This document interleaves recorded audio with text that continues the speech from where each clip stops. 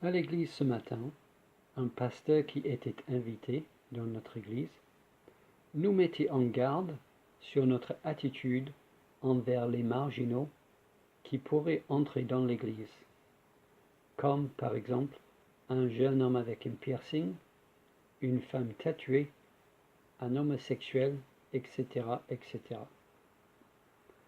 Et il a dit que si Jésus était parmi nous, il serait le premier à prendre un café avec l'homosexuel. Et pour justifier cette affirmation tellement culturellement contemporaine, il a dit que dans le Nouveau Testament, Jésus passe son temps avec des prostituées, que Jésus est l'ami des prostituées et des marginaux. Et c'est loin d'être la première fois que j'entends cette idée, que Jésus passait son temps avec des prostituées et que Jésus était l'ami des prostituées et des marginaux. Alors, regardons cette idée de près. Est-ce que c'est vrai? Est-ce que c'est vrai? Est-ce que Jésus, dans le Nouveau Testament, dans les évangiles, est-ce que Jésus passe son temps avec des prostituées et des marginaux? Est-ce que Jésus est l'ami des prostituées et des marginaux? Une simple lecture des évangiles montre que Jésus passe la plupart de son temps avec ses disciples.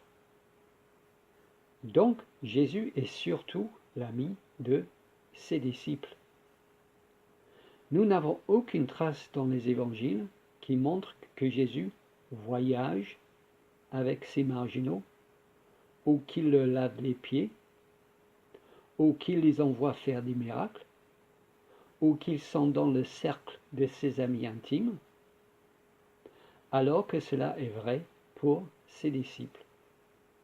Donc, premièrement, Jésus passe son temps avec ses disciples. Jésus est donc surtout l'ami de ses disciples.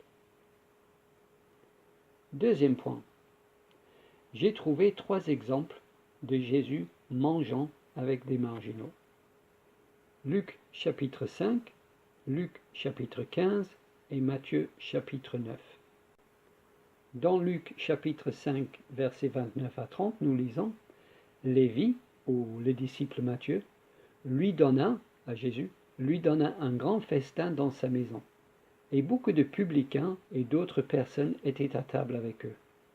Les pharisiens et les scribes murmurèrent et dirent à ses disciples, « Pourquoi mangez-vous et buvez-vous avec des publicains et les gens de mauvaise vie ?»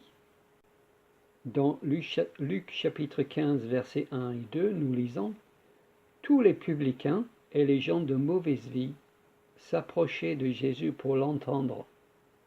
Et les pharisiens et les scribes murmuraient, disant, « Cet homme accueille des gens de mauvaise vie et mange avec eux. » Et le dernier passage, Matthieu chapitre 9, versets 10 et 11.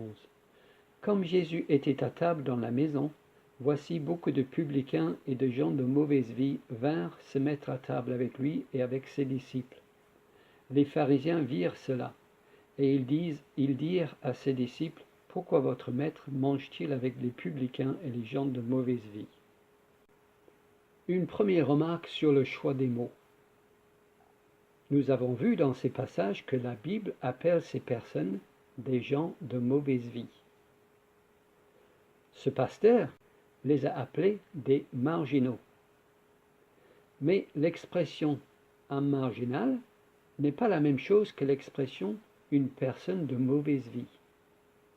L'expression « un marginal » est moralement neutre et donne l'impression que la personne est victime de ces circonstances, alors que l'expression « une personne de mauvaise vie » est un jugement qui condamne le choix immoral de ces personnes. Si nous devons suivre le Nouveau Testament pour ces exemples, nous devons aussi le suivre pour son langage. Bref, en parlant de ces personnes, notre langage doit être biblique. Ensuite, et là j'arrive au cœur du sujet, dans tous ces exemples, Ce sont les gens de mauvaise vie qui cherchent Jésus, et non pas le contraire. Dans tous ces exemples, ce n'est pas Jésus qui cherche les gens de mauvaise vie, ce sont les gens de mauvaise vie qui cherchent Jésus. À aucun moment dans le Nouveau Testament, dans les évangiles, nous voyons Jésus trouver ces gens sympas et vouloir passer du temps avec eux pour les connaître mieux. À aucun moment nous voyons ça. Ce qui devrait être le cas si nous affirmons que Jésus passe du temps avec ces personnes ou que Jésus est l'ami de ces personnes. De plus, dans ces passages, il est précisé pourquoi ces gens cherchent Jésus. Est-ce que c'est parce qu'ils le trouvent sympa? Non, c'est pour l'entendre. C'est pour l'entendre. Ces gens cherchent Jésus pour écouter son message. Et que dit Jésus alors à ces personnes? Est-ce qu'il leur parle de foot? Ou de la météo? Ou est-ce qu'il écoute leurs soucis? Encore non. Nous avons les paroles de Jésus dans les 4 évangiles.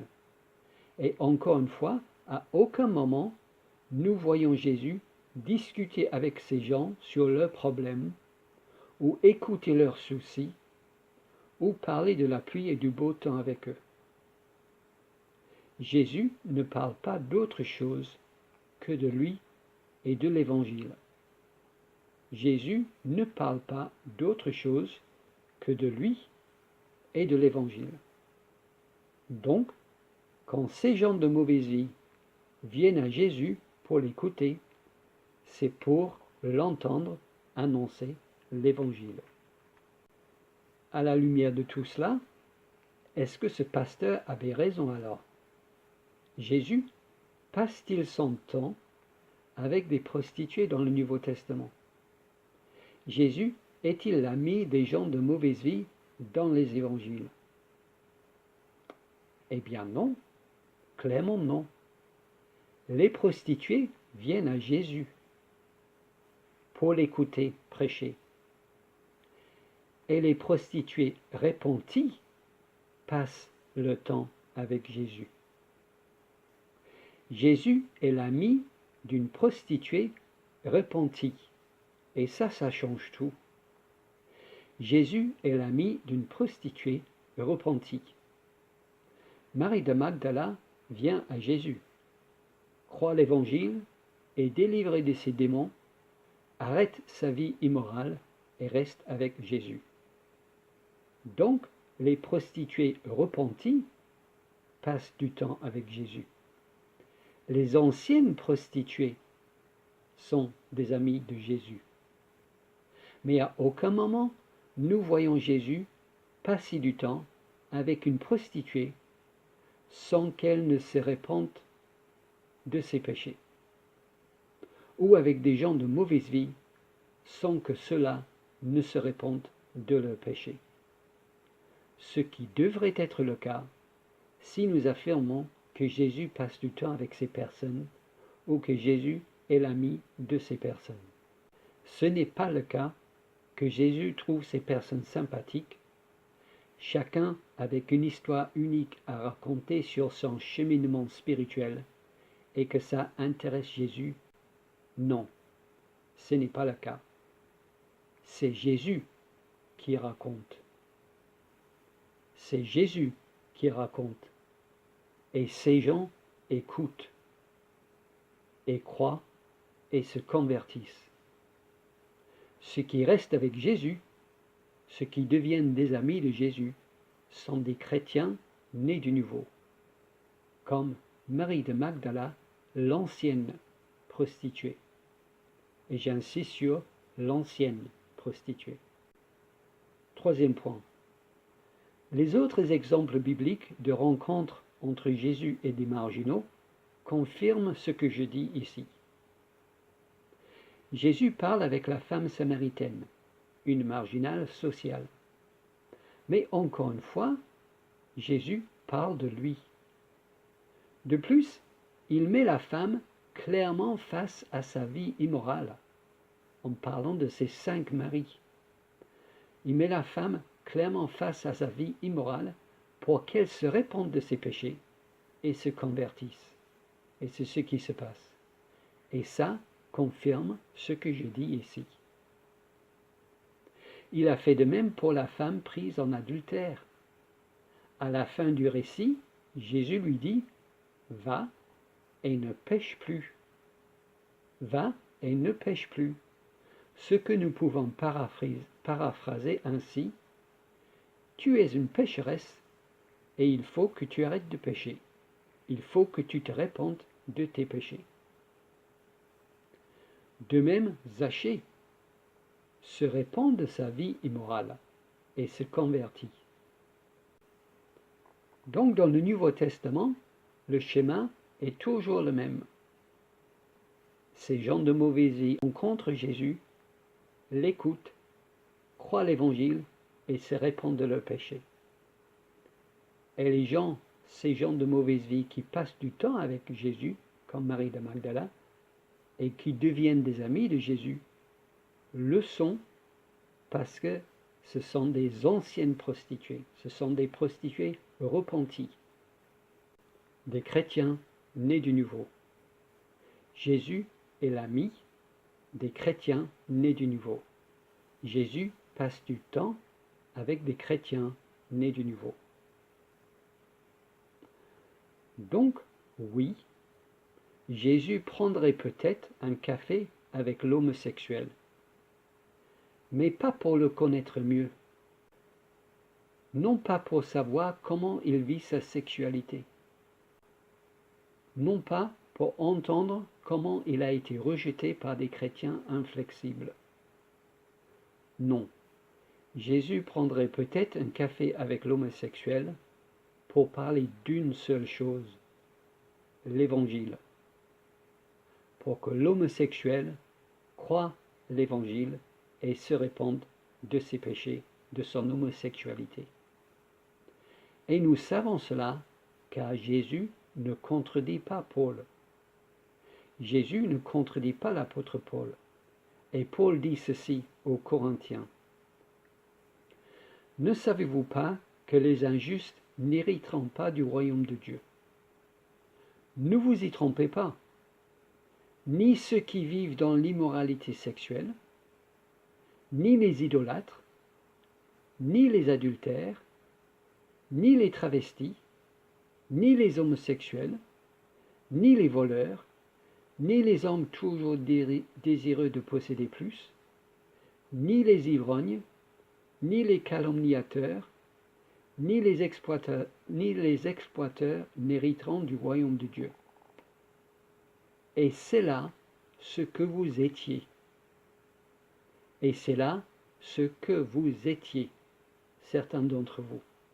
Mais vous avez été lavés. Mais vous avez été déclarés saints. Mais vous avez été déclarés justes au nom du Seigneur Jésus-Christ et par l'Esprit de notre Dieu. On remarque dans ce passage que Paul dit, c'est là ce que vous étiez. Certains chrétiens à Corinthe étaient auparavant des prostituées et des homosexuels ou des travestis. Mais ils se sont repentis. Ils ont été lavés.